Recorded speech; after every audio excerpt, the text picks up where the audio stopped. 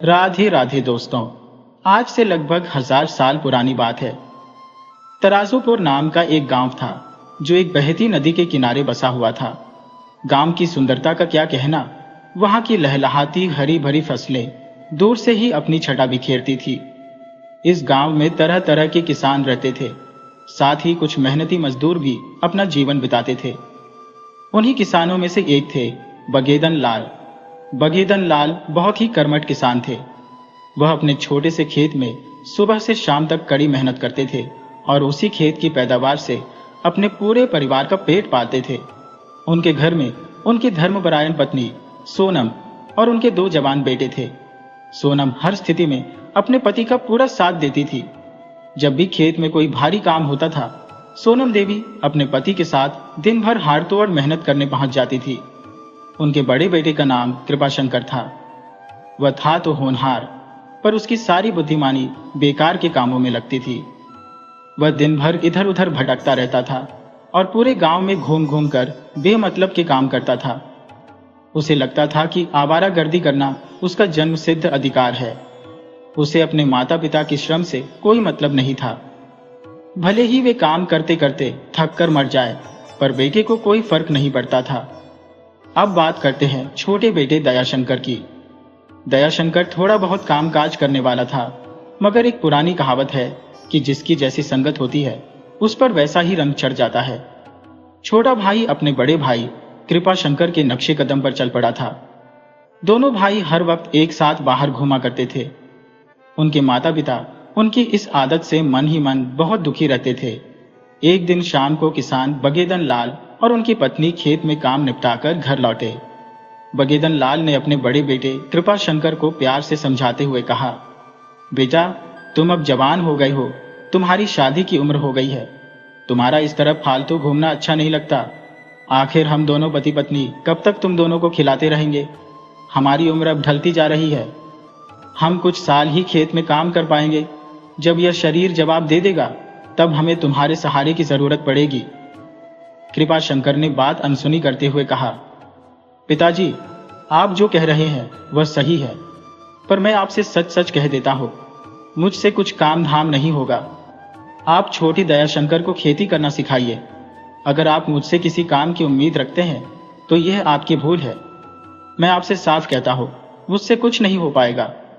बगेदन लाल समझ गए कि इस बेटे को सीधेपन से नहीं बल्कि चतुराई से समझाना पड़ेगा। बगेदन बोले, बेटा कृपाशंकर, तुम मेरी बात का मतलब नहीं समझ रहे हो। असल में तुम मेरे बड़े बेटे हो। मेरे बाद इस घर की और हमारी सारी जमीन की जिम्मेदारी तुम्हें ही संभालनी है। अगर तुम अभी से जिम्मेदारी उठाना नहीं सीखोगे तो आगे चलकर तुम्हें बहुत मुश्किलों का सामना करना पड़ेगा। अरे, जब तुम अपने खाने का इंतजाम नहीं कर पाओगे तो फिर घर परिवार कैसे चलाओगे।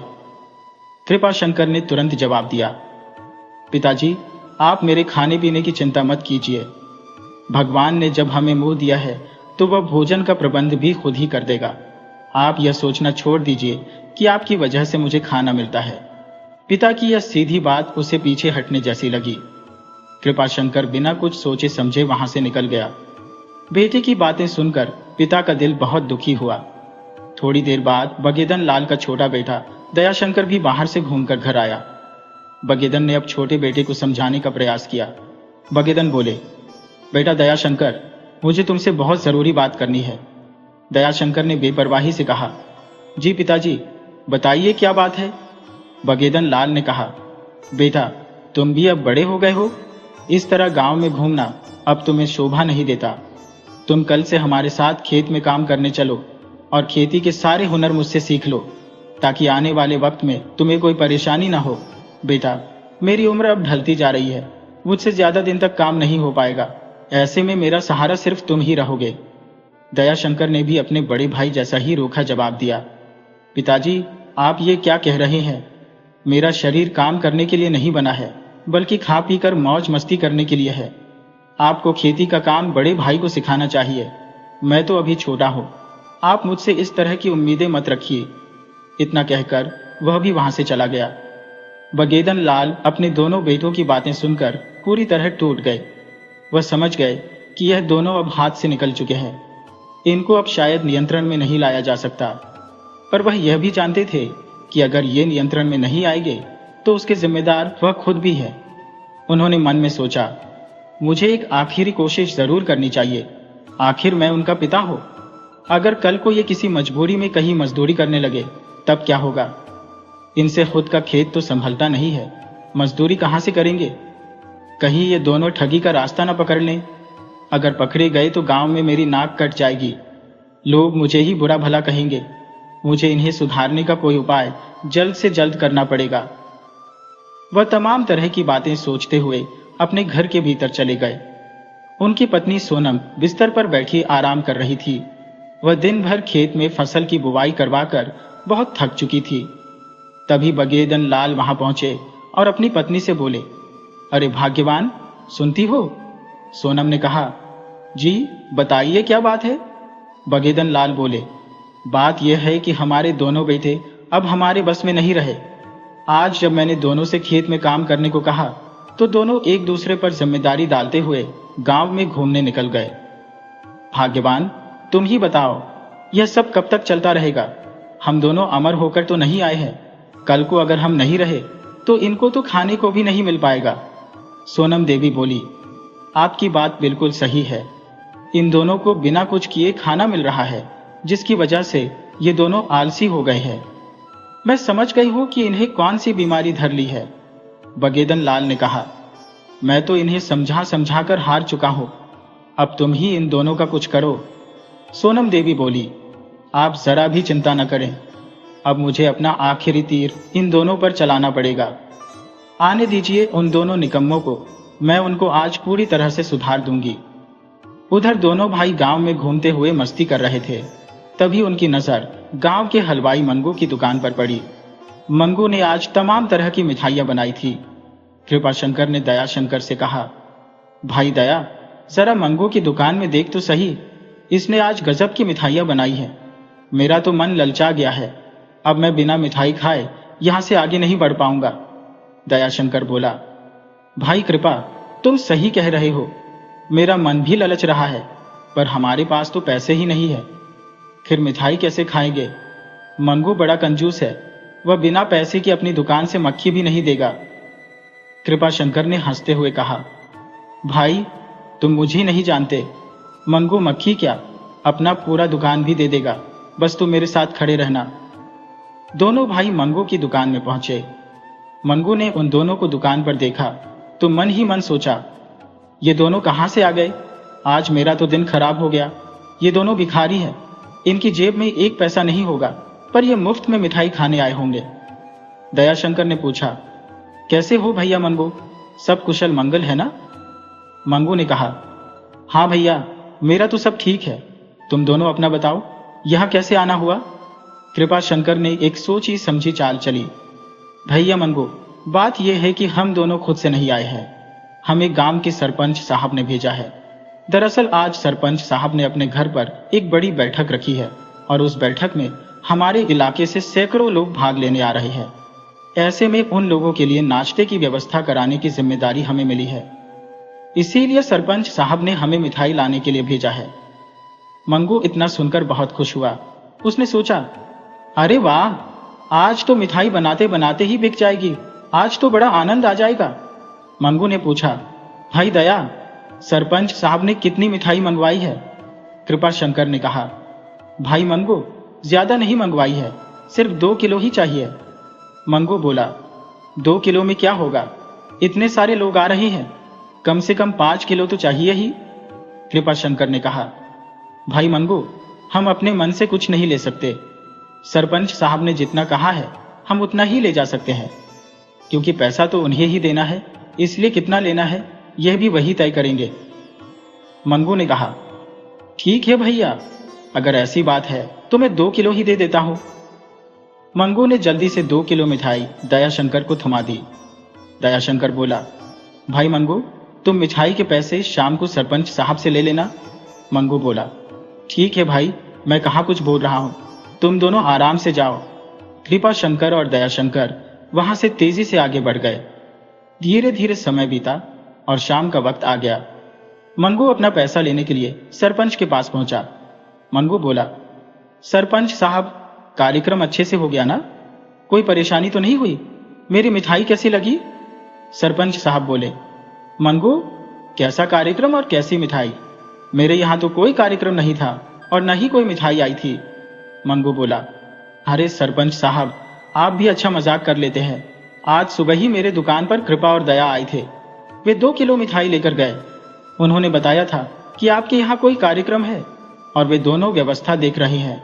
अब मजाक छोड़िए और मेरे मिठाई के पैसे दीजिए। जब मंगू ने यह सब सुना तो उसे चक्कर आने लगे। उसे समझ आ गया कि उसे बुरी तरह से मूर्ख बना दिया गया है। उधर दोनों भाई पूरे गांव में तांडव मचा चुके थे। गांव का एक आदमी था जिसका नाम करिया था। उसके दरवाजे से पशु बांधने वाला रस्सी खोलकर वे शर्मा के दरवाजे पर रख आए थे। गांव देहात में पशुओं को सुबह और शाम को घास चरने के लिए खोल दिया जाता है। उस समय सभी किसान अपने पशुओं को लेकर जंगल में चराने गए हुए थे। इधर कृपाशंकर और दयाशंकर ने अपनी शैतानी बुद्धि लगाई और पशुओं को बांधने वाली रस्सियां एक चरवाहे के घर से बदलकर दूसरे के घर पर रख दी थी और तो और किसी की रस्सी ही गायब कर दी थी। जब चरवाहे अपने अपने पशु लेकर वापस आए तो आपस में भिड़ गए कि मेरी रस्सी तुमने कैसे चुरा ली। वहां भयंकर लड़ाई शुरू हो गई। वे आपस में लड़ बैठे, पर थोड़ी देर बाद लड़ते लड़ते उन्हें समझ आया कि वे सभी तो एक साथ चरवाही में थे। ये काम तो गांव के किसी शरारती इंसान का ही हो सकता है। सभी समझ गए कि यह काम सिर्फ 2 लोग ही कर सकते हैं। बगेदन लाल के दोनों बेटों के अलावा पूरे गांव में ऐसा कोई नहीं था जो ऐसा शैतानी काम कर सके। वे सब एक झुंड बनाकर बगेदन लाल के दरवाजे पर आ धमके, पर वहां पर बगेदन लाल अकेले ही थे। कृपाशंकर और दयाशंकर बहुत चालाक थे। उन्होंने खतरा भांप लिया था और वे चुपके से बगल के गांव में जहां उनकी मौसी रहती थी वहां चले गए थे। बगेदन लाल ने जब अपने दरवाजे पर इतनी बड़ी भीड़ देखी तो वह समझ गए कि आज फिर उनके दोनों बेटों ने जरूर कोई कांड कर दिया है। भीड़ उनके दरवाजे पर आकर रुक गई। बगेदन ने लोगों से पूछा, भैया, आप लोग इतना बड़ा झुंड बनाकर मेरे दरवाजे पर क्यों आए हैं? कुछ बात हो गई है क्या? भीड़ में से एक आदमी बोला, जिसका नाम नथुनी काका था। वह बोले, बगेदन लाल, हम तुम्हारे बेटों की खबर लेने आए हैं। आज हम उन दोनों को नहीं छोड़ेंगे। वे हम सबका जीना हराम कर दिए हैं। ये सब कब तक चलता रहेगा? आज आर या पार होकर रहेगा। तुम हम सबके बीच में मत आना, नहीं तो तुम भी पीटे जाओगे। बगेदन लाल बोले, अरे नथुनी काका, आप बोले जा रहे हैं पर मेरी बात का जवाब ही नहीं दे रहे हैं। आखिर हुआ क्या है? मुझे भी तो पता चलना चाहिए। पीटने और पिटाने वाली बात बाद में होती रहेगी। नथुनी काका बोले, बगेदन लाल, तुम्हारे दोनों बेटे कृपाशंकर और दयाशंकर ने हमारी गायों को बांधने वाली रस्सी को खोलकर एक दूसरे के दरवाजे पर रख दिया है ताकि पूरे गांव के लोग आपस में लड़ें, कटें और मर जाए। और उनकी वजह से लड़ाई हुई भी थी। पर हम सबको ये बात थोड़ी देर बाद समझ आई कि जब हम सब गायों को लेकर जंगल गए थे तो एक दूसरे की रस्सी कैसे चुरा सकते हैं। बाद में धनश्री काकी ने हमें बताया कि यह काम दयाशंकर और कृपाशंकर का ही है। भीड़ में से धनश्री काकी बोली, अरे हाँ बेटा, मैंने अपनी इन दोनों आंखों से दया और कृपवा को रस्सी खोलते देखा है। तुम लोग कहोगे तो मैं काली माई की कसम खा लूंगी कि मैंने अपनी आंखों से रस्सी खोलते हुए देखा है। नथुनी काका बोले, बगेदन, धनश्री काकी ने अपनी आंखों से देखा है तो तुम्हें यह बात माननी पड़ेगी। हाँ, अगर वह कहीं और से देखी होती तो नहीं मानना पड़ता। ऊपर से धनश्री काकी काली माई की कसम खाने को तैयार है। तुम्हें अब अपने बेटों को हमारे सामने लाना ही पड़ेगा। बगेदन लाल बोले, नथुनी काका, मुझे पता है यह काम मेरे दोनों नालायक बेटों का ही किया धरा है। धनश्री काकी को कसम खाने की कोई जरूरत नहीं है। मैं खुद अपने बेटों से बहुत ज्यादा परेशान हूँ। आप लोगों को लगता है कि मैंने अपने बेटों को कहीं छुपा रखा है, तो यह आपकी गलतफहमी है। दरअसल मैं भी उन दोनों का ही इंतजार कर रहा हूँ कि कब दोनों आए तो मैं उनकी खबर लूँ। नथुनी काका बोले, बेटा बगेदन, हमसे चिकनी चुपड़ी बातें मत करो। हमारा बाल ऐसे ही सफेद नहीं हो गया है। बेटा, मैंने पूरा दुनिया घूम के देखा है। तुम जल्दी से अपने बेटों को बाहर बुलाते हो या हम सब तुम्हारा ही गुस्सा उतार दें। बगेदन लाल ने मन ही मन सोचा, इतनी बड़ी भीड़ को अकेले संभालना मेरे बस की बात नहीं है। अगर ये भड़क गए तो मेरी एक भी बात नहीं सुनेंगे। इनसे चतुराई से ही काम लेना पड़ेगा। नहीं तो सच में ये मेरा ही गुस्सा उतार देंगे। बगेदन लाल बोले, नथुनी काका, आपको अगर लगता है कि मैंने उन नालायकों को छुपा रखा है तो आप खुद मेरे घर के अंदर जाकर देख सकते हैं, मुझे इसमें कोई आपत्ति नहीं है। नथुनी काका और धनश्री काकी दोनों तमतमाए हुए घर के अंदर चले गए, जैसे वे किसी आतंकवादी को पकड़ने जा रहे हो। थोड़ी देर बाद दोनों अपना अपना मुंह लटकाए बाहर आ गए। बगेदन लाल बोले, नथुनी काका, मैं सच में अपने बेटों से परेशान हूं। वे मेरे साथ खेत में काम नहीं करते और दिन भर आवारा घूमते रहते हैं। मैं धीरे धीरे बूढ़ा होता जा रहा हूं, उनका भविष्य अंधकार में होते जा रहा है। काका, वे दोनों जैसे भी हो, हैं तो मेरे अपने बेटे ही। आप सब उन्हें एक और मौका दे दीजिए। उन दोनों की तरफ से मैं आप सभी से हाथ जोड़कर माफी मांगता हूं। आप सब उन्हें माफ कर दीजिए। नथुनी काका बोले, भाइयों, अपना बगेदन बहुत अच्छा आदमी है और ऊपर से हाथ जोड़कर माफी मांग रहा है। अगर कुछ और जोड़कर मांगता तो अलग बात थी। हमें इस बार उन दोनों को माफ कर देना चाहिए, पर अगली बार हम शिकायत लेकर बगेदन के पास नहीं आएंगे। बगेदन बोले, जी नथुनी काका, आप उन दोनों को सूली पर चढ़ा देना या फिर मार डालना, मैं एक बार भी आप सबसे कुछ नहीं कहूंगा। नथुनी काका और धनश्री काकी वापस भीड़ को लेकर चले गए। इधर कृपाशंकर और दयाशंकर अपनी मौसी के घर से वापस आ गए थे।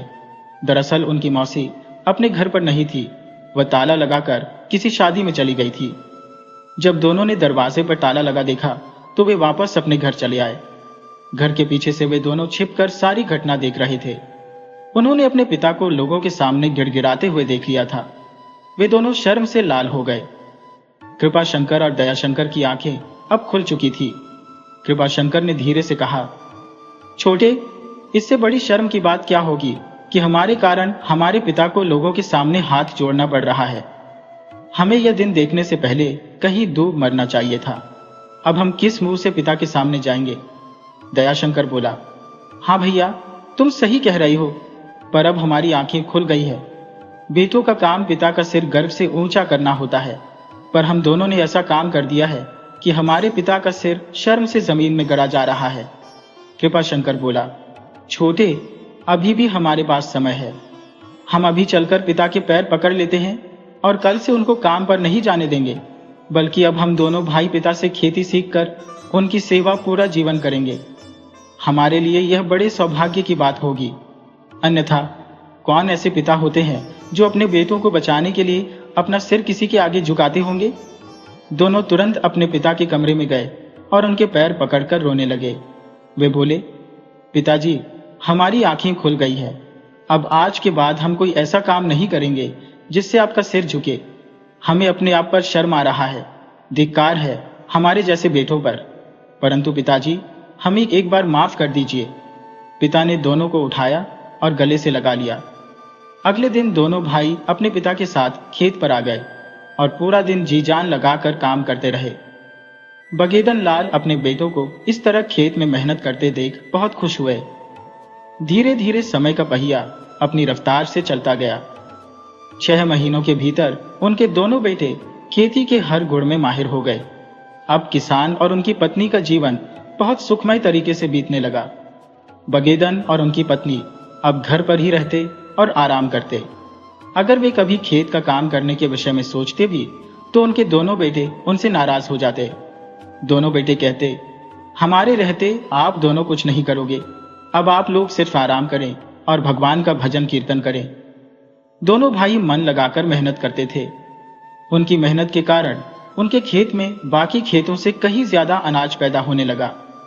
बगेदन के बेटों की मेहनत का फल थोड़े ही दिनों में दिखने लगा था। बगेदन ने अपने जीवन में कभी इतना अनाज नहीं उगाया था जितना उनके बेटे उगा देते थे। वह दोनों का काम देखकर बहुत प्रसन्न थे।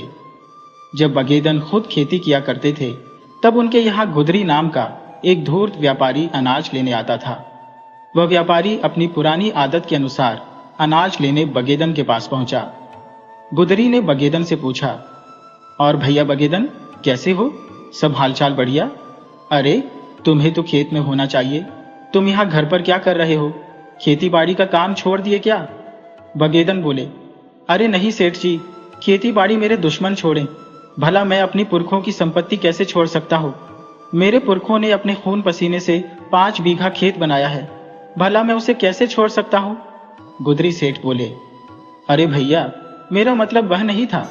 दरअसल खेतों की फसल कट चुकी है और अब बुवाई का समय चल रहा है। ऐसे में तुम्हें तो अपना अपना खेत बोना चाहिए ना, तुम घर पर बैठे हो। बगेदन बोले, सेठ जी, अब मेरा समय बदल गया है।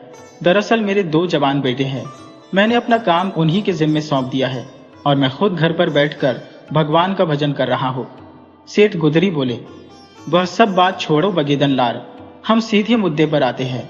दरअसल मैं अनाज खरीदने चला था और तुम इस गांव में मेरे सबसे खास आदमी हो, तो मैंने सोचा सबसे पहले मैं तुम्हारा ही अनाज खरीद लूं। बताओ क्या भाव है और उसका वजन कब कराऊं? बगेदन बोले, सेठ जी, बात यह है कि अब मैं खेती नहीं करता। आपको अगर फसल खरीदनी है तो मेरे बड़े बेटे से मिलना होगा। अब हमारे परिवार का मालिक वही है, आप उसी से मिलकर इस विषय पर बात करें, क्योंकि खेतों में मेहनत वही करता है तो उस हिसाब से उसका मालिक भी वही है। असल में गुदरी सेठ एक बहुत ही धूर्त व्यापारी था। वह सीधे सादे किसानों को बहुत बुरी तरह से ठगता था, पर किसानों को उसकी भनक भी नहीं लग पाती थी। उसने मन ही मन सोचा, लगता है ये बगेदन लाल मेरे हाथ से निकल जाएगा, क्योंकि इसके बेटे मुझे कभी अपना अनाज नहीं देंगे। मैंने उनके बारे में सुना है कि पहले वे बहुत बदमाश थे, पर अब बदल गए हैं। उनके पास जाना मेरे लिए ठीक नहीं है। अगर गलती से चला भी गया तो वे पिछले वर्ष के दिए हुए अनाज का हिसाब ले लेंगे। भलाई इसी में है कि मैं यहां से तुरंत निकल जाऊं। गुदरी सेठ खतरा भांपकर वहां से चला गया। शाम को बगेदन लाल के दोनों बेटे खेत का काम निपटाकर घर लौटे। उनकी मां सोनम देवी ने उन्हें प्यार से खाना परोसा। दोनों ने चाव से मां का बनाया भोजन किया। थोड़ी देर बाद अपनी आदत के अनुसार कृपा शंकर और दयाशंकर अपने पिता के कमरे में गए। बेटों को देखकर बगेदन लाल बोले, अरे बेटा, तुम्हें कुछ बताना था? कृपा शंकर बोला, जी पिताजी, बोलिए क्या बात है? बगेदन लाल बोले, बेटा, आज हमारा अनाज का पुराना व्यापारी आया था जिसका नाम गुदरी लाल है। वह अनाज तौलने की बात कर रहा था। मैंने उसे खेत पर भेज दिया था। कुछ बात हुई? वह कब अनाज तौल कर ले जाएगा? कृपा शंकर बोला, पिताजी, गुदरी सेठ तो हमारे खेत पर नहीं आए थे, तो हम अनाज बेचने की बात कैसे करते? बगेदन बोले, परंतु बेटा, वह तो मुझसे बोलकर गए थे कि मैं अभी जाकर आपके बड़े बेटे से अनाज की कीमत तय कर लेता हूं। फिर उन्होंने तुमसे मुलाकात क्यों नहीं की? बेटा कृपा शंकर, मुझे तो दाल में कुछ काला लग रहा है। तभी बगेदन का छोटा बेटा दयाशंकर बोला, पिताजी, दाल में काला नहीं बल्कि पूरी दाल ही काली है। बगेदन बोले, बेटा दयाशंकर, साफ साफ बताओ, मैं तुम्हारी बात नहीं समझा। दयाशंकर बोला, पिताजी, गुदरी सेठ एक धूर्त सेठ है। वह हमारे गांव तराजूपुर में सिर्फ अनपढ़ लोगों की फसल खरीदता है। इस बात से आपको कुछ समझ नहीं आता? बगेदन बोले, नहीं बेटा, मैं तुम्हारी बात नहीं समझ पा रहा हूं। दयाशंकर ने समझाया, पिताजी, वह अनपढ़ लोगों से धोखाधड़ी का काम करता है, पर जो पढ़ा लिखा है उसके आसपास भी नहीं फटकता। इसी बात से पता चलता है कि वह एक ठग व्यापारी है। उसने आपको भी पहले ठगा है, इसी कारण वह हमसे नहीं मिला, अन्यथा वह हमसे मिलकर जाता। फसल लेने देने की तो बात ही अलग थी। वह जानता है कि हम दोनों भाई आपके साथ हुई ठगी का हिसाब भी उससे वसूल कर सकते हैं, इसी कारण वह हमसे बिना मिले चला गया। बगेदन बोले, बेटा, तुम सही बोल रहे हो। तभी मैं कहूं, वह बिना मिले कैसे चला गया? जरूर उस ठग ने मुझे भी ठगा है। कृपाशंकर ने अपने छोटे भाई से कहा, दयाशंकर, तुम सुबह शहर चले जाओ और अपना अनाज बेचने का कोई प्रबंध करो। हम गुदरी को अपना अनाज नहीं देंगे। दयाशंकर बोला, ठीक है भैया, मैं कल ही शहर जाकर अपना अनाज किसी ईमानदार व्यापारी के हाथों बेच आऊंगा। अगले दिन दयाशंकर शहर के लिए निकल गया। शहर गांव से लगभग 20 किलोमीटर की दूरी पर था। आज से 1000 साल पहले मोटर गाड़ी, जीप या साइकिल सबके पास नहीं हुआ करती थी। आने जाने का साधन बड़े बड़े जमींदारों तथा व्यापारियों के पास होता था। आम इंसान अपना सफर पैदल ही तय करता था, तो दयाशंकर पगडंडियों के रास्ते शहर की तरफ चला जा रहा था। रास्ते में एक बहुत ही सुंदर जंगल भी पड़ता था। उसे शहर पहुंचते पहुंचते दोपहर का वक्त हो गया था। सुबह का चला दोपहर तक शहर पहुंचा। दयाशंकर लगातार चलने के कारण काफी थक चुका था। तभी उसे एक बड़ा पेड़ दिखा जिसके नीचे दो लोग पहले से आराम कर रहे थे। दयाशंकर ने सोचा कि हमें थोड़ी देर इस पेड़ के नीचे आराम कर लेना चाहिए। आराम करने के बाद अनाज के व्यापारी को ढूंढने निकलूंगा। दयाशंकर उस पेड़ के नीचे जाकर बैठ गया। वहां पहले से आराम कर रहे दो लोग आपस में कुछ बातें कर रहे थे। दयाशंकर उनकी बातों को ध्यान से सुनने लगा। वे बगल के गांव के किसान थे। पहला किसान बोला, अरे भैया, गजब की ठगी चल रही है इस शहर में। गुदरी सेठ तो बड़ा लुटेरा है। पहले तो वह लोगों के अनाज में ही ठगा करता था, पर अब तो जमीन जायदाद में भी ठगी करने लगा है। दूसरा बोला, हाँ भैया, मेरे गांव से भी गुदरी अनाज लाया था, पर वह अनाज के बदले पैसे न लेकर उल्टा उस किसान की जमीन ही अपने नाम करवा लिया। पहला बोला, वैसे यह जमीन उसने अपने नाम कैसे करवा ली? तब पहला किसान बोला, अरे, गुदरिया लोगों से अनाज खरीदता है, तो जो किसान अपना अनाज बेचता है वह उससे अपना पैसा ले लेता है। पर कुछ किसान ऐसे होते हैं जिन्हें तुरंत पैसे की जरूरत नहीं होती, तो इसका फायदा गुदरी उठाता है। दरअसल वह एक कागज बनवाता है जमीन लिखवाने का, और अनपढ़ लोगों से यह कहकर उस पर अंगूठा लगवा लेता है कि यह अनाज के पैसे का कागज है। वह कहता है कि अगर लिखा पढ़ी नहीं रहेगी तो हो सकता है मैं 6 महीने बाद पैसा वापस न करूं, तो तुम्हारे पास क्या सबूत रहेगा कि तुमने मुझे अनाज दिया है? ये कागज उसी का सबूत है कि तुमने मुझे अनाज दिया है। अनपढ़ लोग उल्टा खुश हो जाते हैं कि गुदरी कितना ईमानदार है जो खुद से कागज भी बनवा देता है। पर 6 महीने बाद गुदरी जब उनके पिछवाड़े पर लात मारता है तब उनकी जमीन हड़प लेता है। दयाशंकर उनकी बातें सुनकर बहुत चिंता में पड़ गया। उसे डर लगा कि कहीं उसके पिता के साथ भी गुदरी ने कोई ठगी न कर ली हो। दोनों किसान आगे बोले, भैया, वह तो सेठ करोड़ी मल जैसा व्यापारी ही इस इलाके के किसानों का जीवन बचाए है। वह बिना कोई ठगी किए ईमानदारी के साथ किसानों के अनाज का पैसा समय से लौटा देते हैं। दूसरा किसान बोला, वही जानते हो तुम बस ना। अरे, गुदरी ने एक और बड़ा कांड किया है। दरअसल मैं कल अपनी जमीन का कर जमा करने मुंशी के यहाँ गया था। वहां मैंने देखा कि गुदरी भी था। वह तराजूपुर के किसी किसान की 5 बीघा जमीन अपने नाम करवा लिया है। मैंने पूछा कि भैया गुदरी, ये किसकी जमीन है? तो वह मुझ पर भड़क उठा कि तुमसे क्या मतलब, तुम अपना काम करो। मैं वहां से चला आया। जब दयाशंकर ने तराजूपुर गांव की बात सुनी तो उसके पैरों तले जमीन खिसक गई। उसे 5 बीघा जमीन की बात सुनकर अपने पिता की चिंता होने लगी। उसने उस आदमी से पूछना चाहा, अरे भैया, मनोहरपुर में किसकी जमीन लूटी है गुदरी सेठ ने?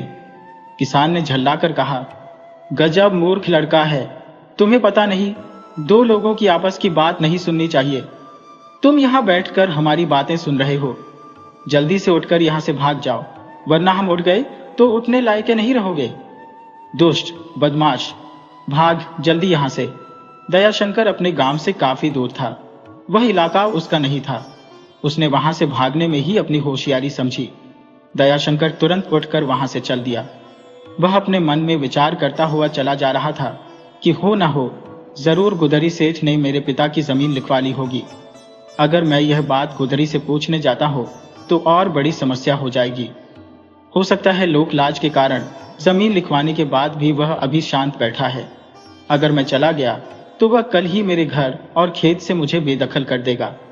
इस मामले को चतुराई से ही हल किया जा सकता है। वह सीधा करोड़ी मल के घर पहुंच गया। करोड़ी मल कोई खानदानी व्यापारी नहीं थे। करोड़ी मल के जीवन पर अगर हम नजर डालें तो पता चलता है कि लगभग 20 साल पहले वह भी एक मेहनती किसान थे। वह हर फसल की बुवाई करते और उसकी देखभाल करते। उनकी पत्नी भी उनके काम में उनका हाथ बटाती थी। एक बार करोड़ी मल ने अनाज की कटाई की थी और अपना अनाज गुदरी को बेच दिया था। बदले में गुदरी ने उनको पैसा न देकर अपना एक छोटा सा गोदाम बड़ी जबरदस्ती के बाद दिया था, नहीं तो वह पैसा लेकर भागने वाला था। करोड़ी मल ने इस आपदा को एक अवसर में बदला। वह बड़े व्यापारियों से मिलकर अनाज का व्यापार शुरू किए और उनकी मेहनत रंग लाई। 20 साल बाद करोड़ी मल उस नगर के सबसे बड़े और सबसे ईमानदार व्यापारी बन चुके थे। तो दयाशंकर करोड़ी मल के पास पहुंच गया। उस वक्त करोड़ी मल अपने घर के बाहर ही कुछ लोगों का हिसाब कर रहे थे। दयाशंकर ने कहा, सेठ जी नमस्ते, मैं तराजूपुर से आया हूँ खास आपसे मिलने के लिए। दयाशंकर एक चतुर इंसान था। वह अपनी बुद्धिमानी से बहुत कुछ हासिल कर सकता था।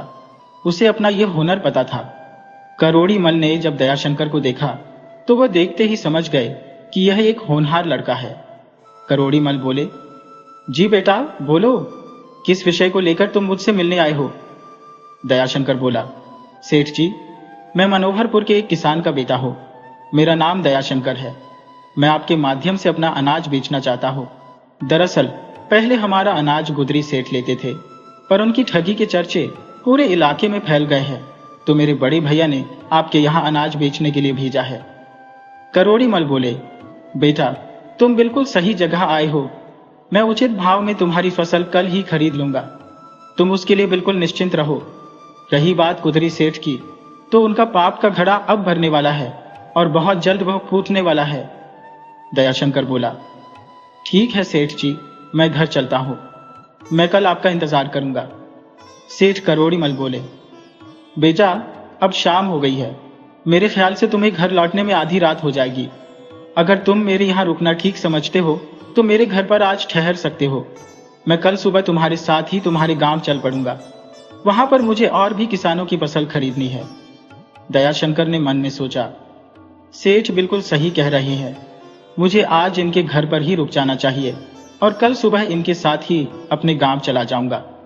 दयाशंकर बोला, सेठ जी, मैं आज आपके पास ही रुक जाऊंगा।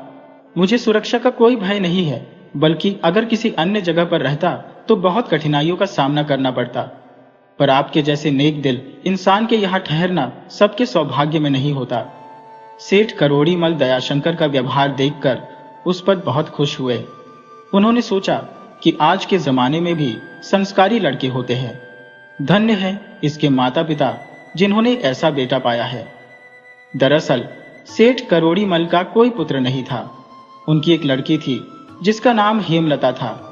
वह लड़की सेठ की अपनी नहीं थी, बल्कि सेठ करोड़ी मल ने उसे एक मंदिर से उठा लाए थे।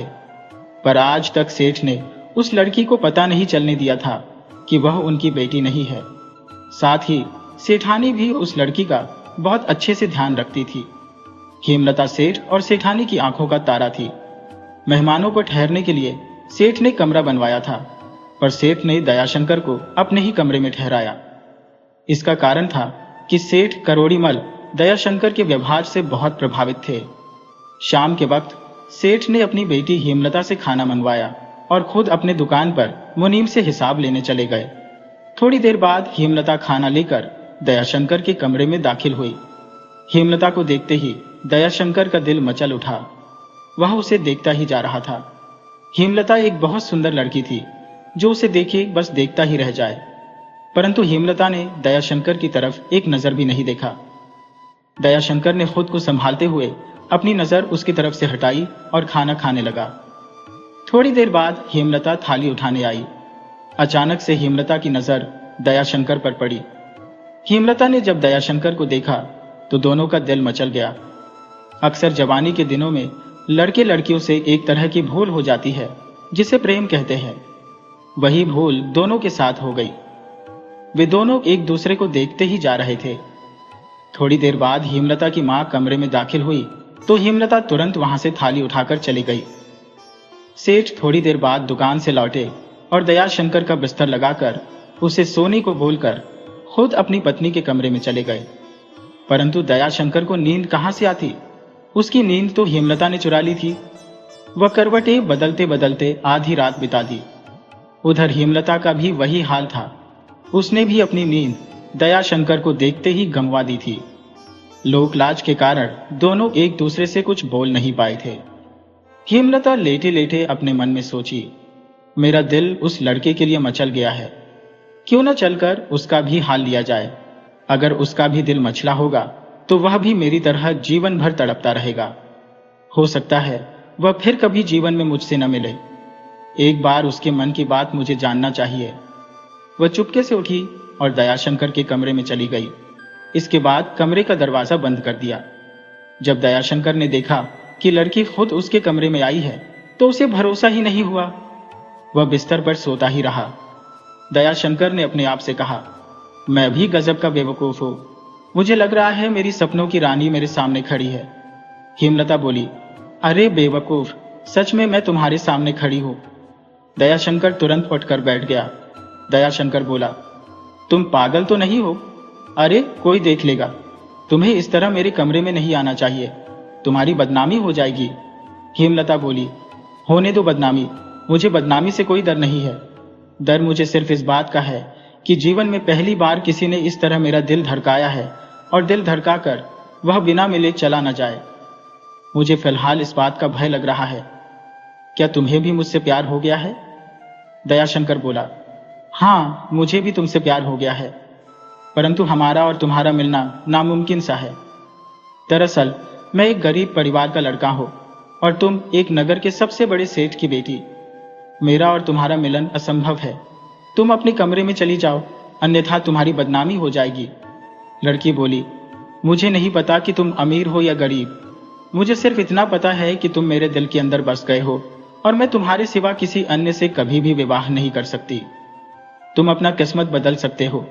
अगर तुम्हारे अंदर मुझे पत्नी बनाने की इच्छा होगी तो तुम मुझे पत्नी किसी भी कीमत पर बना लोगे। एक बात और मैं तुम्हें बता देती हूँ, मैं पूरा जीवन तुम्हारे इंतजार में बैठी रहूंगी। तुम जब अपनी मेहनत में सफल हो जाना तो आकर मुझे मेरे पिता से मांग ले जाना। इस प्रकार किसी के दिल में जगह बनाकर उसे छोड़ देना मौत से भी बदतर सजा माना जाता है। दयाशंकर ने जब लड़की की बात सुनी तो उसका दिल जोश से भर उठा। दयाशंकर बोला, ठीक है, तो मैं भी तुम्हारे सिवा किसी और से विवाह नहीं करूंगा। मैं पूरा प्रयास करूंगा कि मैं कहीं सफल होकर तुम्हारे पिता से तुम्हारा हाथ मांगने आऊं, परंतु तुम अभी अपने कमरे में चली जाओ, नहीं तो तुम्हारी बदनामी हो जाएगी और मैं नहीं चाहता कि मेरी होने वाली पत्नी के चरित्र पर जरा भी दागा लगे। लड़की वहां से चली गई। इधर सेठ करोड़ीमल दोनों की बातें छिपकर सुन रहे थे। उनको तो पहले से ही शक था, परंतु दोनों की बातें सुनकर करोड़ीमल का शक यकीन में बदल गया। सेठ करोड़ीमल ने तय किया कि मैं अपना दामाद इसी लड़के को बनाऊंगा, क्योंकि मेरी बेटी जिसमें खुश रहेगी मैं उसी का साथ दूंगा। क्या फायदा वैसे माँ बाप का जिसे अपने बच्चों की खुशी न दिखे? और लड़का भी होनहार है, ये आने वाले समय में मेरा व्यापार भी संभाल लेगा। वह अपने मन में तरह तरह की बातें सोचते हुए सो गए। अगले दिन सुबह ही सेठ करोड़ीमल और दयाशंकर एक साथ मनोहरपुर के लिए निकल गए। सुबह सूर्योदय तक वे दोनों तराजूपुर पहुंच गए। सेठ करोड़ीमल तराजूपुर पहुंचकर सबसे पहले बगेदन लाल से मिले। करोड़ीमल बोले, धन्य है आपका पुत्र और धन्य है आपका संस्कार। ऐसा लड़का दिन में लालटेन लेकर ढूंढने पर भी नहीं मिलेगा। दरअसल मैं आया तो था अनाज खरीदने, परंतु यहां पर मुझे सोना मिल गया। बगेदन लाल बोले, सेठ जी, मैं आपकी बात समझा नहीं। मैं एक सीधा साधा इंसान हूं, आप अपनी बात खोलकर कहें। सेठ करोड़ीमल बोले, भाई साहब, हम और आप समधी बन गए। मैं आपके बेटे का हाथ अपनी बेटी के लिए मांगने आया हूं और आप मना मत करना। बगेदन लाल बोले, सेठ जी, क्यों मजाक उड़ा रहे हो हमारा? अरे हम गरीब किसान और आप बड़े सेठ, भला आपकी बेटी एक दिन भी हमारे घर में रह पाएगी? सेठ करोड़ीमल बोले, बगेदन जी, बात यह है कि जहां प्रेम होता है वहां सड़क पर भी रहकर गुजारा किया जा सकता है, परंतु अगर प्रेम न रहे तो इंसान महल में भी रहकर खंडहर जैसा महसूस करेगा। दरअसल आपका बेटा मेरी बेटी को पसंद करता है। अगर आपको लगता है कि मेरी हैसियत आपकी जितनी नहीं है तो यह रिश्ता आप बेफिक्र होकर ठुकरा सकते हैं। बगेदन लाल बोले, सेठ जी, हमें शर्मिंदा न करें। दयाशंकर आपका ही बेटा है, आप रिश्ता पक्का समझिए। सेठ जी, आप शादी की तैयारी करिए, क्योंकि मैंने बड़े बेटे कृपा शंकर का विवाह तय कर दिया है। अगले सप्ताह बड़े बेटे की शादी है, तो क्यों न दोनों की शादी एक ही दिन कर दी जाए? सेठ करोड़ीमल बोले, मुझे आपका सुझाव और भी अच्छा लगा। दोनों आपस में गले मिल गए।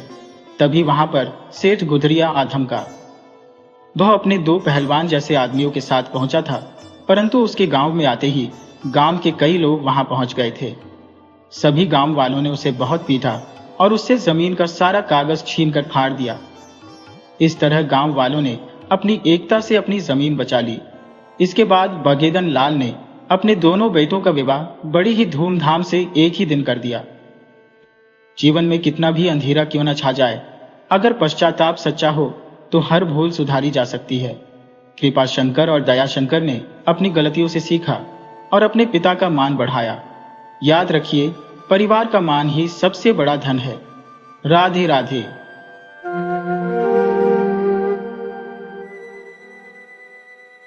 नमस्कार मेरे प्यारे दोस्तों, KTV स्टोरी में आपका हार्दिक स्वागत है। हम हर रोज आपके लिए एक ऐसी कहानी लेकर आते हैं जो आपको रिश्तों की गहराई, धोखे की कड़वाहट और सच्चाई की मीठी जीत का एहसास कराती है। ये कहानी है एक भोले भाले सेठ, उनके भरोसेमंद मुनीम और उनकी नादान बेटी के जीवन की। कहानी शुरू करने से पहले आपसे एक छोटी सी गुजारिश है। अगर आपको हमारी कोशिश अच्छी लगे तो कृपया चैनल को सब्सक्राइब करें, इस वीडियो को लाइक करें, शेयर करें और अपने विचार कमेंट में जरूर बताएं। आइए कहानी शुरू करते हैं। बहुत पुरानी बात है। सन 1970 के आसपास भैरव नगर नाम का एक शहर हुआ करता था। वह नगर अपनी खुशहाली के लिए मशहूर था।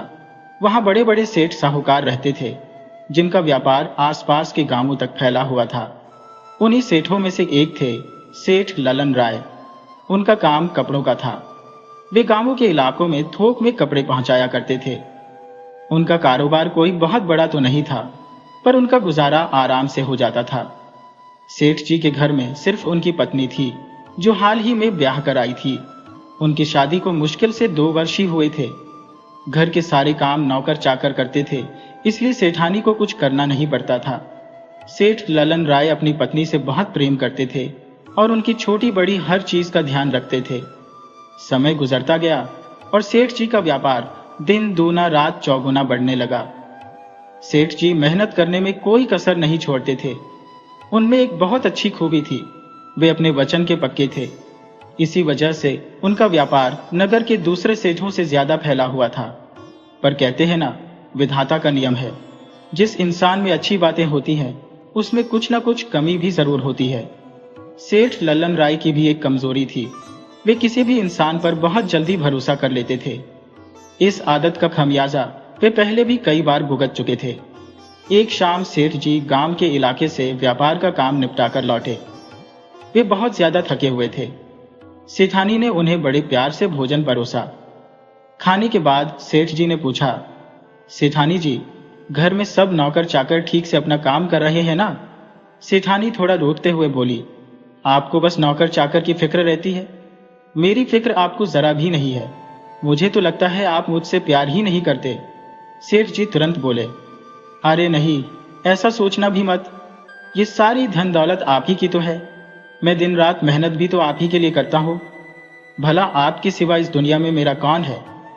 आपको पता ही है, जब मैं महज 8 वर्ष का था तभी मेरे माता पिता मुझे अनाथ छोड़कर इस दुनिया से चले गए थे। आपके अलावा मेरा कोई नहीं है, इसलिए अपने मन में ऐसे ख्याल लाने की सोचना भी मत। सेठानी बोली, आप मेरी बात समझे नहीं, मैं कुछ और कहना चाहती हूँ। सेठ जी ने कहा, जो कहना है खुलकर कहो, इस कमरे में हमारे अलावा कोई नहीं है। तब सेठानी थोड़ी भावुक होकर बोली, एक औरत की कुछ और भी जरूरतें होती हैं। हमारी शादी को 4 वर्ष हो गए, पर आज तक मेरी गोद में एक भी बच्चा नहीं खेला। आपने तो इस बात को लेकर कभी गंभीरता दिखाई ही नहीं। आखिर क्या फायदा इतना धन दौलत होने का जब उसका कोई वारिस ही ना हो? इतना बड़ा कारोबार किस लिए है? सेठ जी यह सुनकर कुछ देर शांत रहे, फिर थोड़े प्यार भरे शब्दों में बोले, ठीक है, तो हम आज ही उसका प्रबंध करते हैं। इसके बाद सेठ और सेठानी एक दूसरे में खो गए। रात के तीसरे पहर तक वे बिस्तर पर रहे और फिर थक हार कर सो गए। अगले दिन सेठ जी उठे और अपने काम धंधे में लग गए। उन्हें अपने काम के लिए एक मुनीम की सख्त जरूरत थी, पर उन्हें कोई भरोसेमंद मुनीम मिल ही नहीं पा रहा था।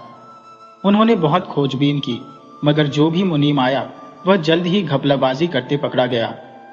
आज तक 1 महीने से ज्यादा कोई मुनीम उनके पास टिका नहीं था। ये बात सेठ जी के लिए बहुत बड़ी चिंता बन गई थी। एक बार सेठ जी अपने से किसी बड़े सेठ के कारखाने से माल लेने गए। वहां उन्होंने देखा कि करीब 15 वर्ष का एक लड़का कारखाने में बहुत मेहनत से काम कर रहा था। सेठ जी ने उसे अपने पास बुलाया और पूछा, बेटा, तुम्हारा नाम क्या है? तुम्हारे माता पिता तुम्हें स्कूल नहीं भेजते क्या? इतनी कम उम्र में तुम यहाँ क्यों काम करते हो? लड़का बोला, सेठ जी, मेरा नाम घुरफेकन लाल है। मेरे माता पिता इस दुनिया में नहीं है।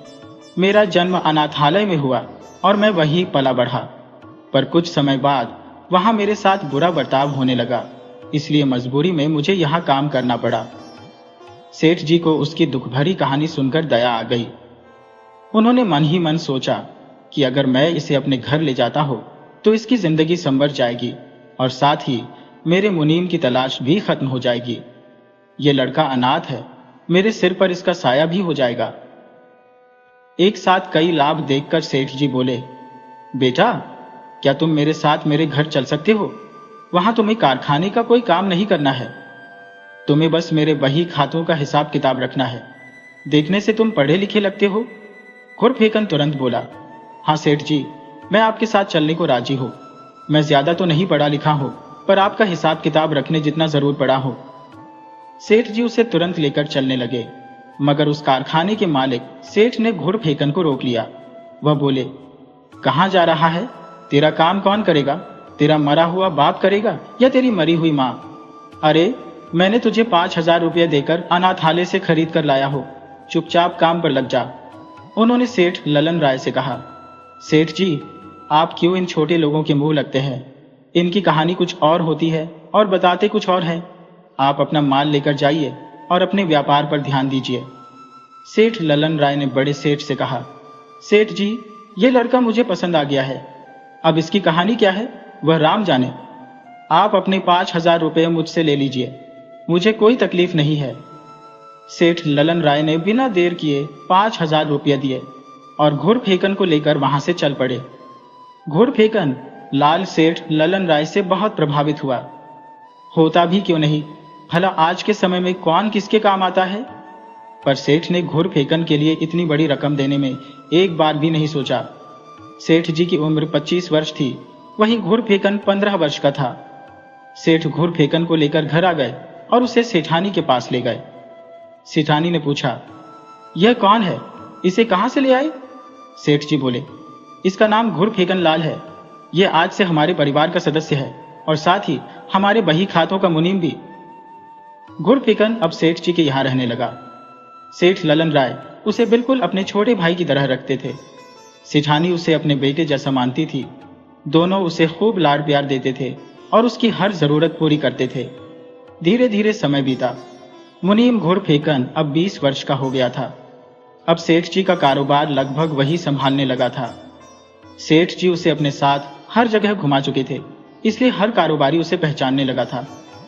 सेठ जी उसे मुनीम नहीं बताते थे, बल्कि सबको बताते थे कि यह मेरा छोटा भाई है। एक बार मुनीम घुरफेकन गांव के इलाके से पैसे वसूल कर भैरव नगर लौट रहा था, पर लौटते लौटते उसे काफी शाम हो गई थी। एक गांव के बाद एक घना जंगल पड़ता था, इसलिए उसने उसी गांव के एक सेठ, जिनका नाम भोपल लाल था, उनके यहाँ ठहरने का सोचा। भोपल लाल के व्यापार में घुरफेकन भी माल देता था, इसलिए उसने बिना किसी हिचकिचाहट के उनके यहाँ रात बिताने का प्रस्ताव रखा। सेठ भोपल लाल मुनीम घुरफेकन को देखकर बहुत खुश हुए और तुरंत उन्हें अपने घर में ठहरा दिया। सेठ भोपल लाल अपनी इकलौती बेटी के साथ रहते थे। उनकी पत्नी बेटी को जन्म देते ही दुनिया से चली गई थी। बेटी का नाम शिमला था। वह देखने में बहुत सुंदर थी, जो भी उसे देखता ही रह जाता। शाम को भोपल लाल ने अपनी बेटी से भोजन लाने को कहा। बेटी भोजन लेकर आई। घुरफेकन और भोपल लाल ने खाना खाया। भोजन के बाद जब बेटी थाली उठाने आई तो घुरफेकन की नजर शिमला पर पड़ी। उसे देखते ही घुरफेकन का दिल जोर से धड़क उठा। वह कुछ देर तक उसे ही देखता रहा। घुरफेकन भी जवान था और शिमला की नजर भी उस पर पड़ी। दोनों कुछ देर तक एक दूसरे को देखते रहे। थोड़ी देर बाद जब शिमला के पिता अंदर गए तो दोनों एक दूसरे को संभालते हुए अपनी नजरें दूसरी तरफ फेर लिए। रात को सोने का समय हुआ। सेठ भोपल लाल तो सो गए, पर घुरफेकन और शिमला के दिल में उथल पुथल मची थी। उन्हें नींद कहां से आती? वे एक दूसरे को पहली नजर में ही अपना दिल दे चुके थे। कुछ देर लेटे लेटे घुरफेकन ऊब गया। वह बाहर गया और बटका में बैठ गया। इधर शिमला ने भी देखा कि उसका दिल धड़काने वाला बाहर बैठा है। पिता सो रहे हैं। उसने मौका देखकर सोचा कि अगर मैंने आज इससे अपने दिल की बात नहीं कही तो पूरी जिंदगी इसकी याद में जलती रहूंगी। जलने से अच्छा है कि चलकर इसे अपनी दिल की बात बता दूं। वह बाहर बटका में आई। घुरफेकन की तो जैसे सांस ही रुक गई। उसे यकीन ही नहीं हो रहा था कि यह लड़की मेरे पास आकर बैठी है। घुरफेकन बोला, आप इतनी रात में बाहर क्यों आई है? लड़की बोली, आपसे अपने दिल की बात बताने आई हो। मैंने आपको पहली नजर में ही अपना पति मान लिया है। आप मुझे अपनी पत्नी के रूप में स्वीकार करें और अपने बड़े भाई सेठ ललन राय को मेरे पिता के यहाँ भेजें। वे इज्जत के साथ मेरे घर आकर मेरा हाथ मांग ले। घुरफेकन बोला, परंतु यह संभव नहीं है। मेरा कोई नहीं है। मेरे माता पिता इस दुनिया में नहीं है और मैं कोई सेठ भी नहीं हूँ। मैं तो सेठ ललन राय का मुनीम हूँ। आपके पिता कभी भी आपकी शादी मुझसे नहीं करेंगे। लड़की बोली, आप इंसान तो है ना? प्यार धन दौलत और रुतबा देखकर नहीं होता। आप कोशिश तो कीजिए।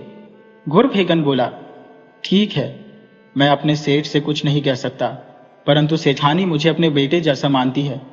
अगर मैं उनसे कहूंगा तो वह जरूर हमारी शादी करवा देंगी। लड़की अंदर चली गई और घुरफेकन भी बिस्तर पर सो गया। परंतु उन दोनों की बातें सेठ भोपल लाल सुन रहे थे। असल में जब शिमला थाली उठाने आई थी तभी भोपल लाल को दोनों पर शक हो गया था, इसलिए वह सोने का सिर्फ नाटक कर रहे थे। उन्होंने मन में सोचा कि अगर इज्जत बचानी है तो बेटी का विवाह बहुत जल्द करना पड़ेगा। कहीं ऐसा ना हो कि यह मुनीम मेरी बेटी को लेकर भाग जाए। हो सकता है इसका इरादा मेरा धन दौलत हड़पने का हो। वह तरह तरह की बातें मन में सोचते हुए सो गए। अगले दिन घुरफेकन लाल वहां से उठा और अपने घर की तरफ चल पड़ा।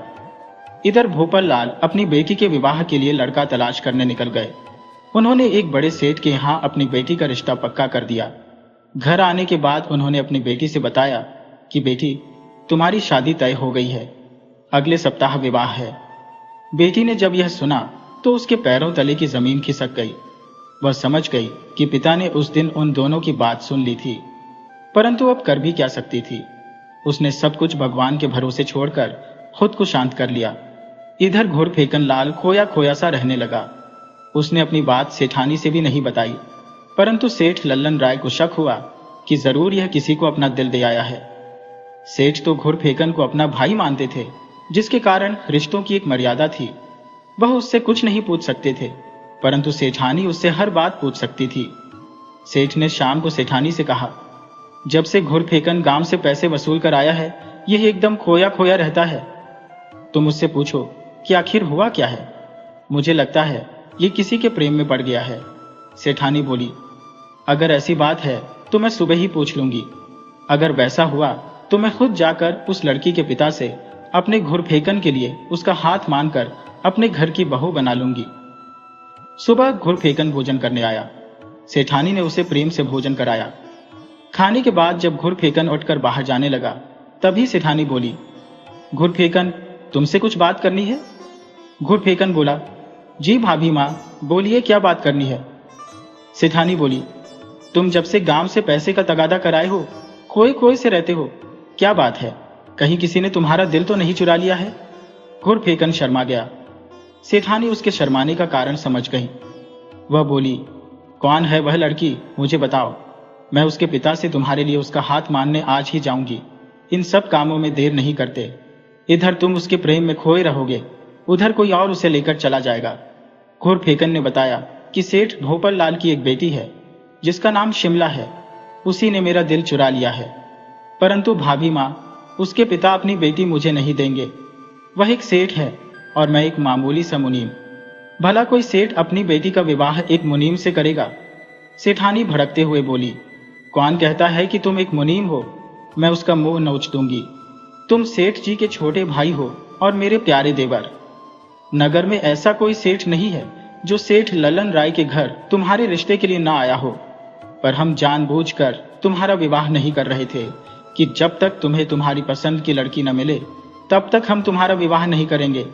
अब समय बर्बाद मत करो, मुझे तुरंत उस सेठ के पास लेकर चलो। मुनीम घुरफेकन सेठानी को लेकर भोपल लाल के घर के लिए चल पड़ा। वहां भोपल लाल के घर के बाहर बहुत भीड़ लगी थी। आज उनकी बेटी की शादी थी, परंतु नगर के एक बड़े सेठ ने यह कहकर विवाह से मुंह मोड़ लिया था कि तुम्हारी औकात नहीं है कि तुम अपनी बेटी का विवाह मेरे बेटे से करो। भोपल लाल की इज्जत की धज्जियां उड़ गई थी। वह सिर पकड़कर घर के बाहर ही लोगों के बीच में बैठे थे। अंदर बेटी शिमला बहुत खुश थी कि जो प्रार्थना मैंने भगवान से की थी उन्होंने सुन ली। मेरा प्रेम सच्चा है, भगवान भी मुझे मेरे प्यार से मिलाना चाहते हैं। घुरफेकन और सेठानी जब वहां पहुंचे तो घुरफेकन ने भोपल लाल से पूछा, सेठ जी, आखिर आप मन मारकर क्यों बैठे हैं? आपके घर के बाहर भीड़ भी लगी है, आखिर क्या हुआ है? सेठ भोपल लाल शर्मिंदा होकर बोले, बेटा मुझे माफ करना, मैं तुम्हारे ही कारण अपनी बेटी का विवाह नगर के एक बड़े सेठ के बेटे से तय कर दिया था, परंतु शादी का दिन आने पर वह सेठ अपनी बात से यह कहते हुए मुकर गया कि तुम्हारी औकात नहीं है कि तुम्हारी बेटी मेरे घर की बहू बने। मैंने सोचा था कि तुम एक मामूली मुनीम हो, तुमसे अपनी बेटी का विवाह कर दूंगा तो बेइज्जती होगी, परंतु आज मुझे समझ आ गया। तभी सेठानी गुस्से में लाल होकर बोली, अरे भोपल, तूने अपने मुंह से मुनीम किसे बोला? यह मुनीम नहीं, मेरा देवर है और सेठ ललन राय का छोटा भाई। अब तुम हमारे संबंधी हो, आगे से अगर तुम्हारे मुंह से मुनीम शब्द निकला तो मैं तुम्हारे सिर पर करी हुई हानि से फोड़कर काला कर दूंगी। और तुम्हारी हिम्मत कैसे हुई कि तुम मेरी देवरानी का विवाह किसी और से तय कराए? अब तुरंत इन दोनों का विवाह करवाओ, नहीं तो मैं अपने पर आ गई तो तुम्हारी खैर नहीं। सेठ भोपल लाल ने जब देखा कि सेठानी गुस्से में लाल है तो उन्होंने तुरंत अपनी बेटी का विवाह धूमधाम से घुरफेकन लाल से करा दिया और वहां से विदाई कर दी। सेठानी दोनों को घर लेकर आ गई। सेठ लल्लन राय ने जब तीनों को आते देखा तो उनकी खुशी का ठिकाना नहीं रहा। घुरफेकन और शिमला ने सेठ का आशीर्वाद लिया। धीरे धीरे समय का पहिया चलता गया। 8 साल बाद सेठानी और सेठ को एक ही संतान हुई, एक बेटी, जिसका नाम सेठानी ने बड़े प्यार से पलक रखा था। मगर दुर्भाग्य की बात, सेठानी बेटी के जन्म के कुछ ही महीने बाद दुनिया छोड़ चली गई। सेठ ललन राय पर तो दुख का पहाड़ टूट पड़ा। मुनीम घुरफेकन और उसकी पत्नी शिमला ने दुख की उस घड़ी में सेठ को जैसे तैसे संभाला। सेठ भी अपनी बेटी का मुख देखकर खुद को संभाल लिया, वरना वह सेठानी से इतना प्रेम करते थे कि उनके वियोग में अपना प्राण त्याग देते। धीरे धीरे समय गुजरा। एक दिन मुनीम घुरफेकन ने सेठ के सामने दूसरे विवाह का प्रस्ताव रखा। सेठ भड़क गए। वह बोले, घुरफेकन, तुम्हारा दिमाग तो नहीं फिर गया है? भला अब मेरी शादी करने की उम्र है? वैसे भी अगर कोई मजबूरी होती तो मैं इस पर विचार भी करता, परंतु घर संभालने और बेटी की देखरेख करने के लिए घर में एक बहू है, मुझे शादी करने की कोई जरूरत नहीं है। मुनीम के बहुत समझाने के बाद भी सेठ ने दूसरा विवाह नहीं किया था, और करते भी कैसे? उन्हें तो कोई गंभीर बीमारी थी, इसी कारण वह विवाह का सोचते भी नहीं थे। धीरे धीरे सेठ अब बूढ़े होते जा रहे थे, जिसके कारण उनके स्वास्थ्य में काफी दिक्कत होने लगी। एक बार सेठ ललन राय बहुत ज्यादा बीमार पड़ गए। मुनीम घुरफेकन लाल तुरंत वैद्य को लेकर आए। वैद्य ने सेठ की जांच पड़ताल की और मुनीम से बताया, घुरफेकन जी, अब सेठ का समय हो गया है, इनको अब कोई नहीं बचा सकता, आप इनकी सेवा कीजिए, यह कुछ दिन के ही मेहमान हैं। जब मुनीम ने यह बात सुनी तो उनके पैरों तले की जमीन खिसक गई। वह बहुत दुखी हुए, परंतु सेठ ललन राय के सामने वह अपना दुख छिपाकर झूठी मुस्कुराहट के साथ रहते और उनसे कहते, सेठ जी, मैं आपको कुछ नहीं होने दूंगा, आप बिल्कुल निश्चिंत रहिए। धीरे धीरे 1 सप्ताह गुजर गया। एक दिन सेठ ललन राय ने मुनीम जी को बुलाकर कहा कि लगता है अब मेरा आखिरी समय आ गया है। अगर मैं दुनिया से चला भी जाता हो तो तुम अपने आप को संभाल लेना। मनुष्य तो जन्म लेता रहता है, मरता रहता है, इसमें कोई नई बात नहीं है, परंतु मरते वक्त भी इंसान को अपनी औलाद की चिंता लगी रहती है। अगर उसकी औलाद को संभालने वाला तुम सब भाई मिल जाता है तो वह सुकून से मर सकता है। सेठ ने कहा, तुम मुझसे वादा करो कि मेरे मरने के बाद मेरी बेटी पलक को अपनी बेटी की तरह पालोगे पोसोगे। मैं रहूं या न रहूं, तुम उसकी हर जरूरत पूरी करोगे। उसे कभी एहसास नहीं होने दोगे कि तुम उसके पिता नहीं हो। उसके बड़ी हो जाने पर उसका विवाह उसकी मर्जी से कर दोगे और उसके बाद मेरी सारी जायदाद उसे सौंप दोगे। मुनीम घूर फेकन लाल ने कहा, भैया जी, मैंने आपका नमक खाया है। आपने ही तो मुझ बेसहारे को सहारा दिया है। भला मैं आपके साथ गद्दारी कैसे कर सकता हूं? और फिर मेरी भी कोई औलाद नहीं है, मैं किसके लिए कुछ करूंगा? अब पलक ही है जो आपके बाद मेरे जीने का सहारा है। आप इन सब बातों का व्यर्थ में चिंतन न करें। कुछ दिन बाद सेठ जी दुनिया से चले गए। मुनीम घूर फेकन बहुत दुखी हुए। होता भी क्यों नहीं, सेठ जी के कारण ही उनकी दुनिया बसी थी। आज वही सेठ जी उन्हें हमेशा के लिए दुनिया में अकेला छोड़कर चले गए। कुछ दिन मुनीम परेशान रहे, परंतु उन्हें सेठ की एक बात हमेशा याद रही, बेटी पलक की परवरिश सही ढंग से करनी है। मुनीम जी ने पलक को बहुत प्यार से पाला। पलक मुनीम जी को पिता और उनकी पत्नी शिमला को माता समझती थी। उसे तो अपने माता पिता की मृत्यु का ख्याल भी नहीं था, और मुनीम जी ने भी उसे कभी नहीं बताया कि तुम मेरी बेटी नहीं हो, मैं तो सिर्फ तुम्हारा पालन करता हूं। पलक धीरे धीरे सयानी हो चली। मुनीम जी के बेहिसाब प्यार ने उसे जरूरत से ज्यादा बिगाड़ दिया था। वह बहुत जिद्दी और नटखट हो गई थी। सयानी हो जाने के बाद भी वह बच्चों जैसा जिद करती थी। सेठ और सेठानी ने उसे कभी नहीं डांटा, चाहे पलक कुछ भी कर दे। एक दिन वह अपनी सहेली अनु के घर गई थी। अनु की मां का स्वभाव थोड़ा लुच था। वह इधर की बात उधर करने में माहिर थी। उन्होंने पलक से बताया, तुम मुनीम घुर फेकन लाल की बेटी नहीं हो, बल्कि तुम्हारे पिता तो सेठ ललन राय थे, जो नेक और दयालु इंसान थे। मगर उनके मरने के बाद उनका मुनीम ही मालिक बन बैठा है। परंतु नियम के अनुसार सारी जायदाद की मालकिन तुम खुद हो, लेकिन मुनीम के रहते यह संभव नहीं है। पलक कम उम्र की लड़की थी। उसके दिमाग में यह बात बैठ गई कि यह मुनीम और उसकी पत्नी मेरे अपने माता पिता नहीं है, और अब ये चाहेंगे कि मेरी शादी किसी ऐरे गहरे से कराकर सारी जायदाद का मालिक खुद बन जाए। परंतु मैं ऐसा होने नहीं दूंगी। वह अपने घर तो आ गई, परंतु उसका स्वभाव बदल सा गया था। उसे अब मुनीम और उसकी पत्नी अपने माता पिता नहीं लग रहे थे। वह एक दुष्ट भेषधारी ठग मुनीम लग रहे थे। अब वह उनसे बहुत बेरुखी से बातें भी करने लगी थी। एक दिन मुनीम जी ने पत्नी से कहा कि अब पलक की शादी कर देनी चाहिए। उनकी पत्नी ने भी इस बात में अपनी सहमति जताई कि सयानी बेटी को घर में बैठाए रखना ठीक नहीं। आप किसी अच्छे जमींदार के लड़के से पलक की शादी तय कराओ और हम जल्दी ही इसके हाथ पीले कर देंगे। पलक उन दोनों की सारी बातें सुन रही थी।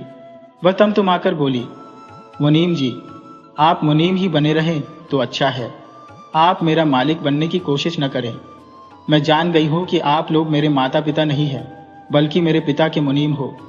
आपकी नज़र मेरी जायदाद पर लगी हुई है, ये बात भी मैं जानती हूँ, परंतु मैं आप लोगों के मंसूबे कभी सफल नहीं होने दूंगी।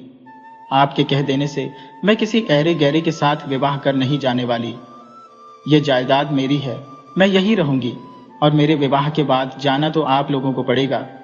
मुनीम जी बोले, बिटिया, ये तुम्हें क्या हो गया है? लगता है किसी ने तुम्हें भड़काया है। अरे, तुम मेरी ही बेटी हो, और थोड़ी देर के लिए मान लो कि तुम मेरी बेटी नहीं हो, फिर तुम्हारे सिवा हमारा कौन है? हमारा न बेटा है, न बेटी है, न कोई रिश्तेदार, यहां तक कि कहीं रहने का ठौर ठिकाना भी नहीं है। तो फिर किसके लिए धोखाधड़ी करेंगे हम जो भी कर रहे हैं तेरे लिए ही कर रहे हैं, और जिंदगी भर तुम्हारे लिए ही करते रहेंगे। तुम हमारे लिए बुरे ख्याल अपने मन में मत लाओ। हम तुम्हारे कोई दुश्मन नहीं है। असल में एक तुम ही तो हमारी जीने का सहारा हो, हमारे बुढ़ापे की लाठी हो।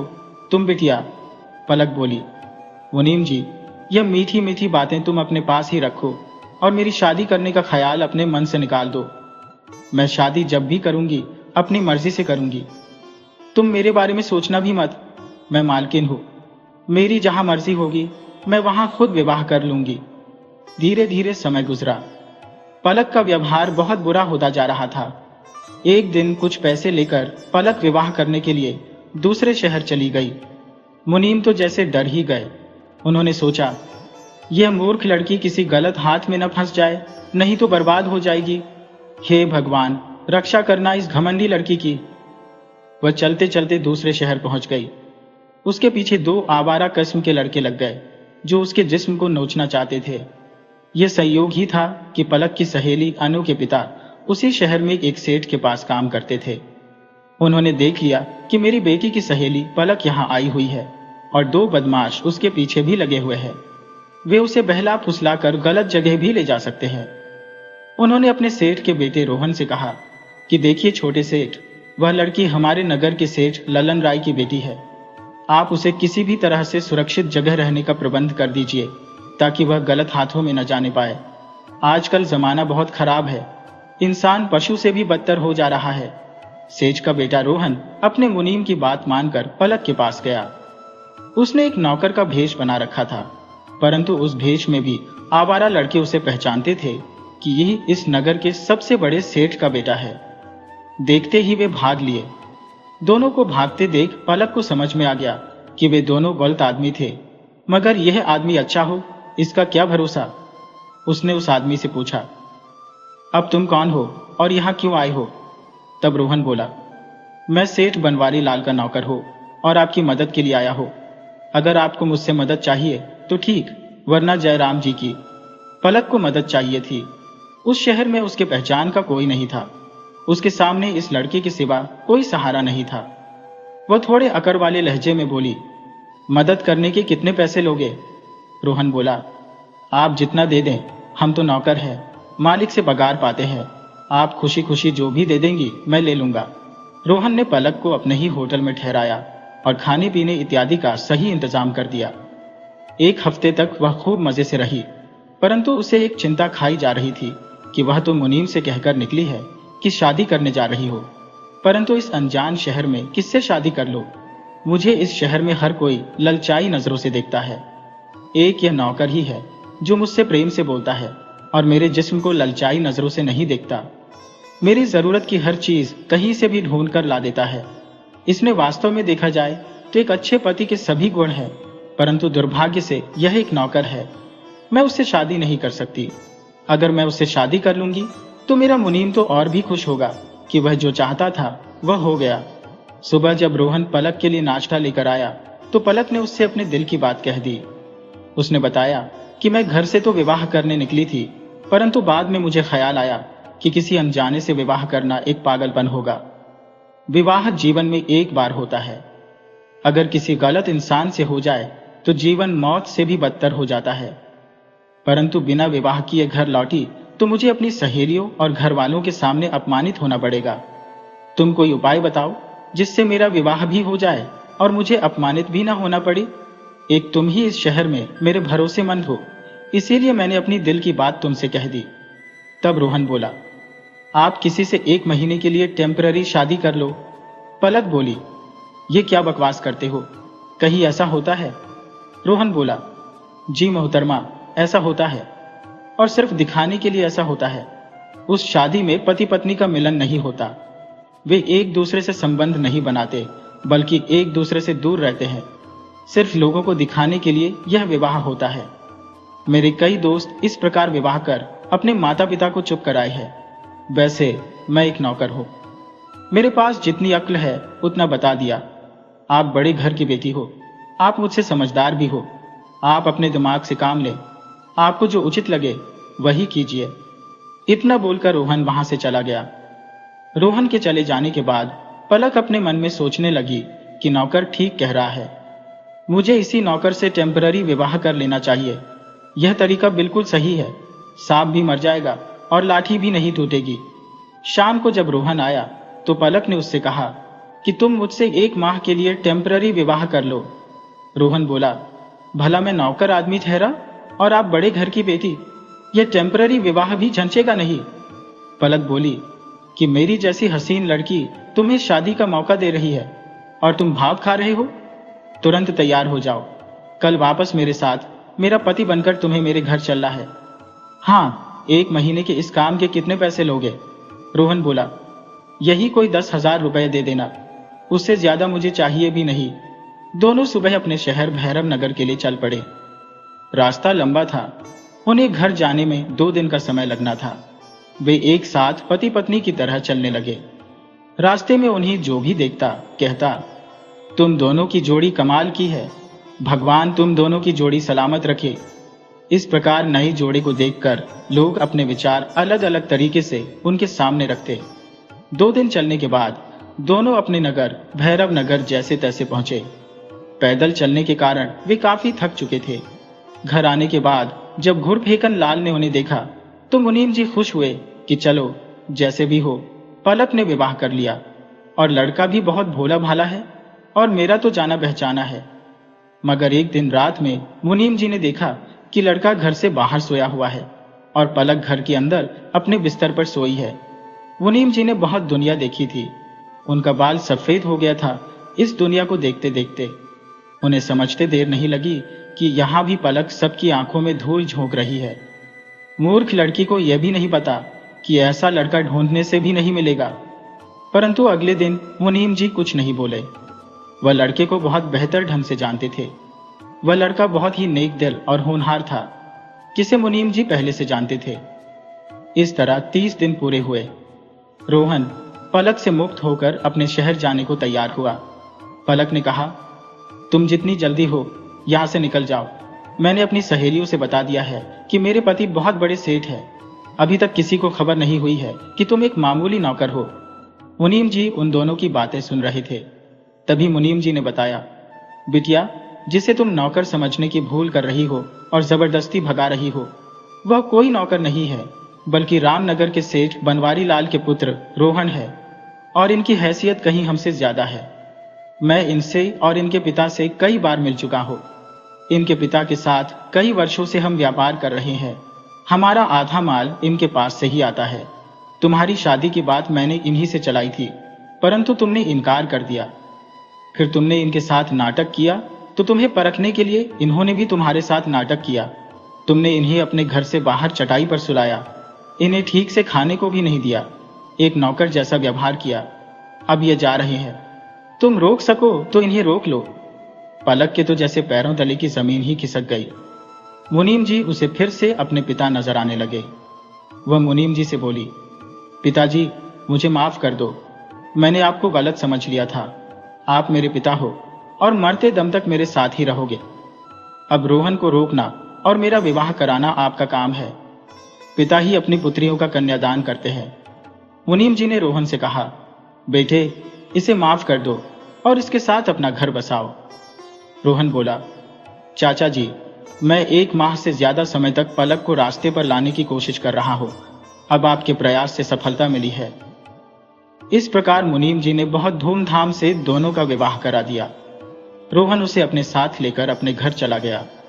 मुनीम घुड़फेकन की आंखें विदाई के वक्त नम हो गईं। वह पलक से बेहद प्रेम करते थे। छोटी सी सीख, जीवन में धन दौलत और रुतबा देखने से ज्यादा जरूरी है इंसान के मन की अच्छाई को पहचानना। जिसने आपको सहारा दिया उसे कभी पराया मत समझना। अपने अहंकार से ज्यादा रिश्ते अनमोल होते हैं। अगर आपको हमारी यह भावनात्मक कहानी अच्छी लगी हो तो कृपया KTV स्टोरी चैनल को सब्सक्राइब करें, लाइक करें और कमेंट बॉक्स में अपने विचार जरूर लिखें। आपसे पुनः मिलते हैं एक नई कहानी के साथ। तब तक के लिए आपको और आपके पूरे परिवार को राधे राधे।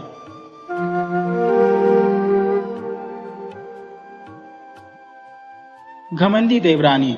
एक गांव में 7 भाई अपने वृद्ध माता पिता और एक बहन के साथ रहते थे। सातों भाइयों का विवाह हो चुका था और वे सभी मिलजुल कर रहते थे।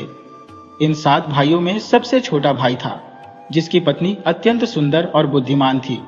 वह नित्य पूजा पाठ करती थी और ईश्वर के प्रति उसकी अगाध श्रद्धा थी। उसकी यह भक्ति देखकर उसकी छहों जेठानियां उससे ईर्ष्या करती थी और सास ससुर को भी उसके खिलाफ भड़काती रहती थी।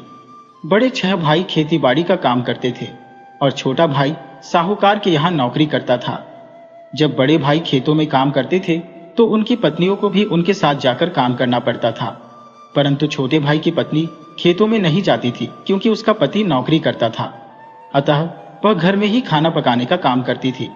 इस बात से भी बड़ी जेठानियां उससे जलती थी। उन्हें लगता था कि यह तो आराम से जीवन व्यतीत कर रही है, जबकि हमारे भाग्य में कष्ट है कि हमें खेतों में भी काम करना पड़ता है।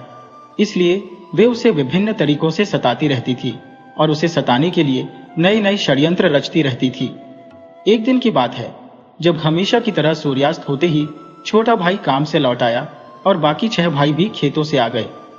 नहा धोकर सभी भाई एक साथ भोजन करने बैठे। उनके माता पिता और बहन भी भोजन में शामिल हुई। बाद में उनकी पत्नियां भी भोजन करने बैठ गई। बड़ी जेठानियां, जो बड़े भाइयों की पत्नियां थी, जल्दी जल्दी खाना खाकर हाथ मुंह धो लेती और रसोई से फटाफट बाहर निकल जाती, ताकि उन्हें रसोई का कोई काम न करना पड़े। बेचारी छोटी देवरानी सारे घर, सारी रसोई की साफ सफाई, बर्तन मांजना और फिर सारी रसोई को समेटकर सारा काम निपटाकर चुपचाप अपने कमरे में सोने चली जाती। वहां उसका पति उसकी राह देख रहा होता था। दोनों कुछ देर बातें करते और फिर सो जाते थे, क्योंकि उसका पति अपनी पत्नी से बहुत प्रेम करता था।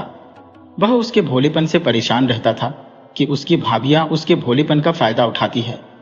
इधर नीचे क्या होता है, जब छोटी देवरानी सारा काम निपटाकर अपने कमरे में सोने चली जाती है, तो चाहो जेठानियां रसोई घर में इकट्ठा होती है और उसे सताने के लिए योजना बनाती है।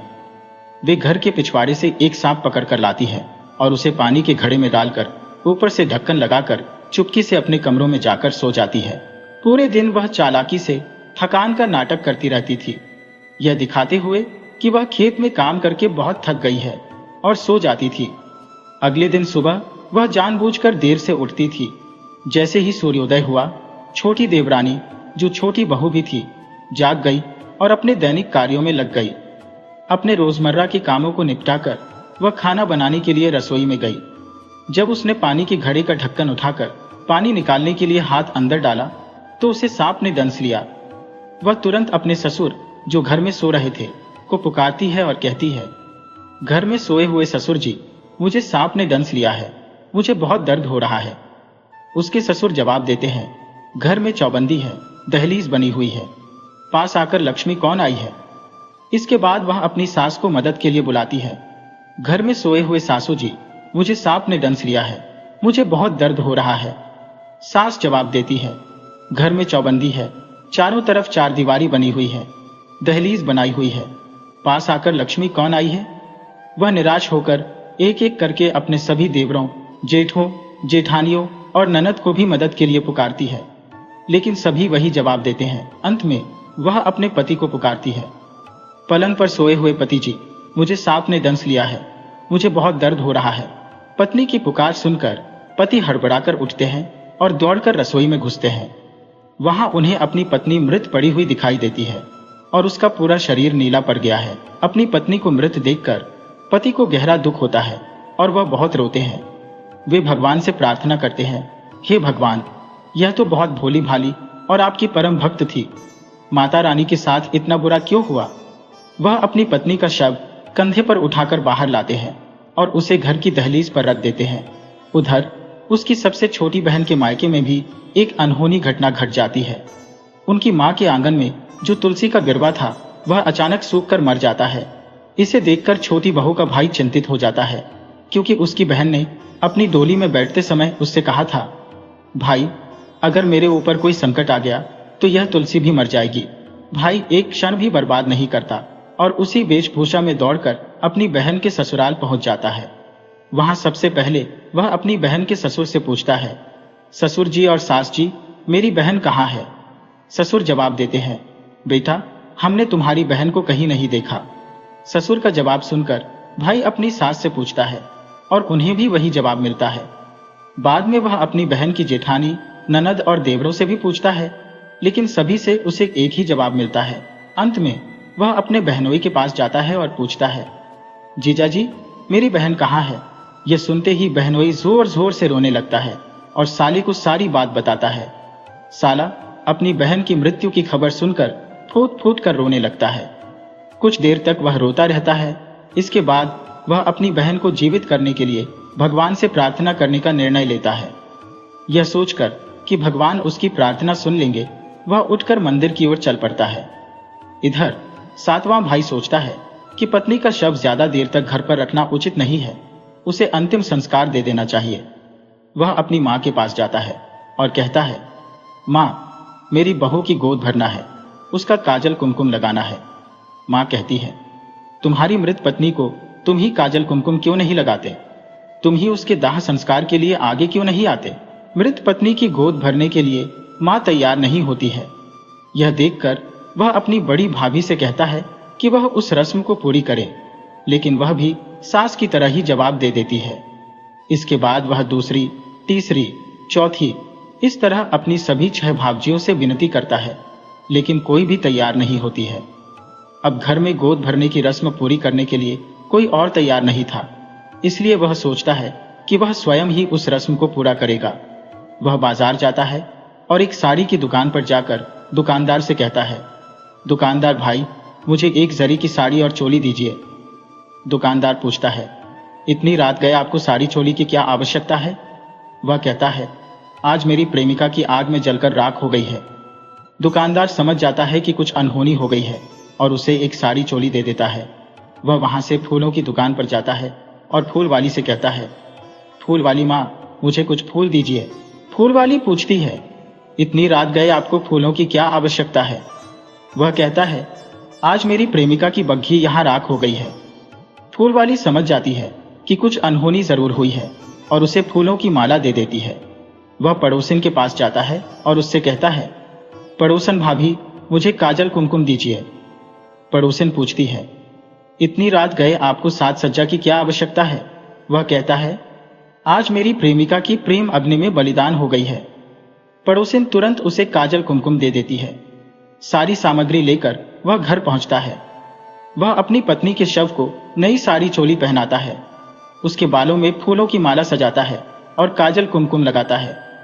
फिर वह अपने पिता से कहता है, पिताजी, मेरी पत्नी की चिता की रचना करिए। पिता कहते हैं, तुम्हारी मृत पत्नी है, तुम खुद उसकी अर्थी सजाओ। पिता के ना कहने पर वह अपने बड़े भाई से कहता है, लेकिन वे भी मना कर देते हैं। वह एक एक करके सभी भाइयों से कहता है, लेकिन सभी भाई मना कर देते हैं। अंत में निराश होकर वह पड़ोसियों के घर जाता है और उनसे कहता है, पड़ोसी भाइयों, मेरी पत्नी की अर्थी सजाने में मेरी मदद करिए। पड़ोसी उसकी पत्नी की अर्थी सजाने के लिए तैयार हो जाते हैं। वह चिता सजाकर अपने पिता से पूछता है, पिताजी, मैं उसे कहां अग्नि दूं? उसे किस रास्ते से बाहर निकालूं? पिता कहते हैं, उसे पिछले दरवाजे से ले जाना, मृत स्त्री को सीमा के बाहर निकाल देना। पिताजी की बात सुनकर उसे बहुत दुख होता है। वह अपनी मां से पूछता है, लेकिन मां भी ऐसा ही जवाब देती है। फिर वह एक एक करके अपने भाइयों से पूछता है, लेकिन भाई भी उसे ऐसा ही जवाब देते हैं। आखिर में वह अपनी बहन से पूछता है, बहना, मैं उसे कहां अग्नि दूं? उसे किस रास्ते से बाहर निकालूं? बहन कहती है, उसे मुख्य द्वार से ले जाना, तुलसी वृंदावन के पास अग्नि देना। बहन की बात सुनकर वह पत्नी का शव उठाता है और मुख्य द्वार से बाहर निकालकर पड़ोसियों की सहायता से तुलसी के पास उसकी चिता जलाता है। तभी उसका साला वहां आ जाता है। वह भगवान को प्रसन्न करके अपनी बहन को जीवित करने का वरदान प्राप्त कर चुका था। भगवान ने उसे एक अद्भुत छड़ी दी थी। वह छड़ी अपनी बहन के मस्तिष्क पर घुमाता है और तुरंत ही उसकी सबसे छोटी बहू जीवित होकर बैठ जाती है। उसके शरीर पर एक भी घाव का निशान नहीं रहता और वह पहले जैसी ही स्वस्थ दिखाई देती है।